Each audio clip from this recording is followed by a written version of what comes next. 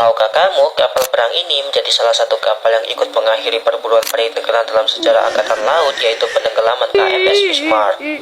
Ya, ini adalah King George V.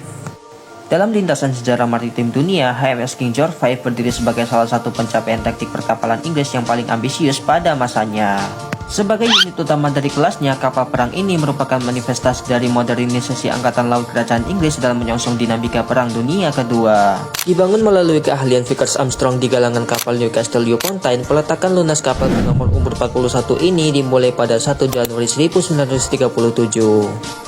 Setelah melalui proses konstruksi yang teliti, HMS King George V resmi diluncurkan pada 21 Februari 1939 dan menempuh pelayaran perdana pada 11 Desember 1940. Nanti dimulainya babak pengabdian panjang di kancah global. Kiprah HMS King George V mencapai puncaknya pada bulan Mei 1941 ketika kapal ini memainkan peran sentral dalam operasi pengejaran dan pelumpuhan kapal tempur Jerman Bismarck. Keberhasilan ini mengukuhkan posisi KG-5 sebagai kapal bendera atau flagship bagi armada rumah Inggris yang disebut sebagai Home Fleet, sebuah posisi prestisius yang dipegangnya secara berkelanjutan hingga berakhirnya konflik global. Namun sejarah pengabdiannya tidak terlepas dari realitas pahit medan pertempuran. Pada 1 Mei 1942, sebuah insiden kecelakaan tragis terjadi pada saat kapal ini bertabrakan dengan HMS Punjabi yang mengakibatkan tenggelamnya kapal perusak tersebut. Terlepas dari insiden tersebut, dedikasi KG-5 tetap teguh. Ia menunjukkan fleksibilitas operasionalnya dengan berpartisipasi dalam operasi Husky di Mediterania pada tahun 1943 hingga proyeksi kekuatan maritim dalam kampanye melawan Jepang di Palagan Pasifik pada tahun 1945.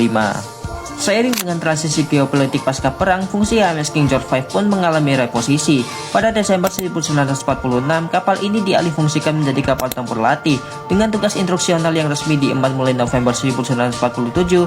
Kebijakan rasionalisasi militer kemudian membawa kapal ini menuju fase akhir hayatnya, di mana ia dipensiunkan pada tahun 1949 dan dipindahkan ke dalam armada cadangan pada Juni 1950. Akhir dari riwayat panjang HMS King George V ditandai dengan pencoretan namanya dari daftar armada serta pembongkaran fisik kapal pada tahun 1957, sebuah epilog bagi sebuah mahakarya yang telah menjadi saksi bisu transformasi sejarah maritim abad ke-20. Demikianlah tinjauan sejarah mengenai HMS King George V.